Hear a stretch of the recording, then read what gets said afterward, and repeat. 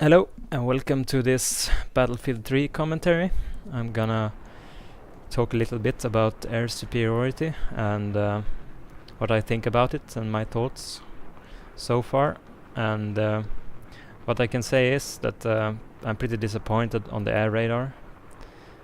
It's basically totally pointless to use. You can only see it like 5 meters around you. So that's the main concern I have right now. And of course the player amount seems to be a little bit too high for this kind of battle. It's very fast paced and it's chaotic, and yeah, you never know what's gonna happen next. You never know if you have an enemy behind you coming from the side or anything. You have no kind of warning at all. And yeah, right now I changed out my unlocks. I'm using the faster repair thing, and then I'm using rocket pods and the extinguisher. And I changed out those because flares and ECM is pretty pointless right now. It's so chaotic, so you will need an extinguisher to have any chance of survival for a full game if you want to be able to do that. And of course I might switch to ECM if they change up the air radar again, but right now I will be playing this setup. And yeah, of course I kind of like the visuals on the maps, on the Air-Superiority maps, but they should have increased the height ceiling. It's very low right now. It's almost to the point of being ridiculous. 600 on a air map only. It's pretty weird. Yeah, it's the height biplanes, are best at fighting at. So it's a very low altitude. But if they changed up the altitude and put flags on different altitudes, maybe on some to spread out the battle, you might be able to play with a bit more people. But right now it's like a big furball and you crash into your teammates all the time. They come from nowhere and you have no kind of advance to see it coming, so it's kind of frustrating in a way, of course. And yeah, what else can we talk about? Yeah, of course, you can't get out of your cockpit. That's of course pretty good when you're shooting down targets. You don't want them to jump out and suicide and crazy stuff like that to just annoy you. So that's good for one thing, of course, but you can't land and repair on roads and stuff. So that's disappointing, since if you get disabled, the only way you can survive is with the extinguisher. So that's probably why I use it right now, and why I will probably continue using it as well. And yeah, the ground is pretty buggy. The trees are pretty disappointing in some areas on some maps. They look pretty silly. Actually, the texture is very low. I can understand that they don't add collision mesh to them, because that would make your game laggy, and yeah, consoles would have a problem running it at stable FPSs. So I can understand that they don't add collision to the trees, but at least they should fix up the textures on the trees, of course. But the water, they really made it good on this map, for example. They really nailed it. The visuals on the water, which they didn't do on any other map.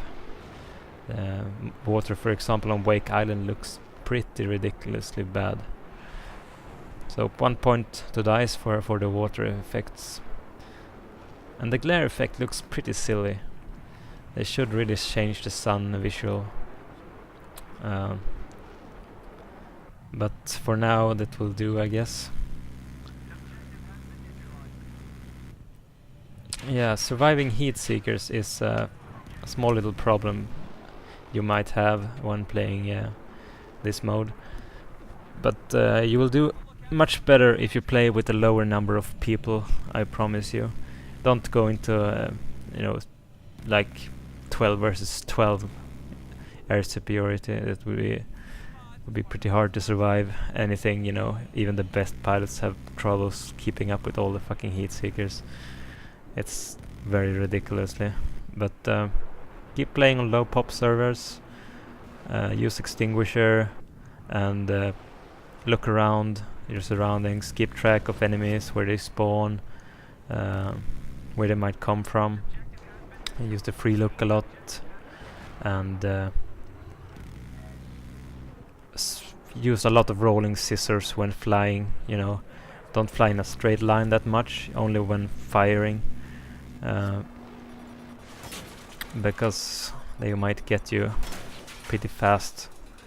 If you fly in a straight line, that's your vulnerable position.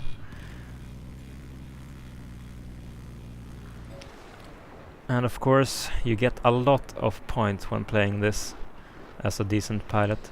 If you have some decent aim and the right unlocks, you will stack up a lot of points. It's kind of the metro of air games, you know, of a Battlefield air game. It's very ridiculous. You get, you know, and when people use extinguisher, you get much extra. You get like 300 points, 350 points for killing a a single jet. So that's quite a lot, and it goes quite fast. It feels almost like a mix of War Thunder and Call of Duty. It's fast-paced mixed with lots of air targets.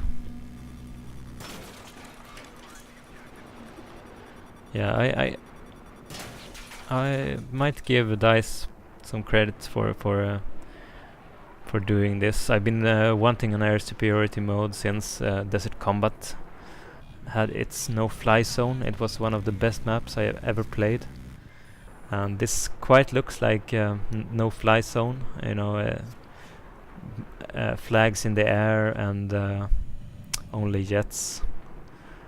But I think it would be a bit more interesting if they had 2 large airfields at each side and a bigger map with higher altitude. That would add a lot of dimension to the game.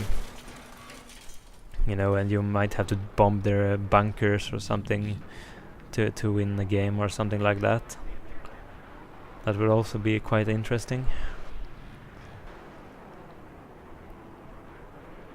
But for now, this has potential if they fix all the glitches and bugs and the altitude problem. It would be pretty fun.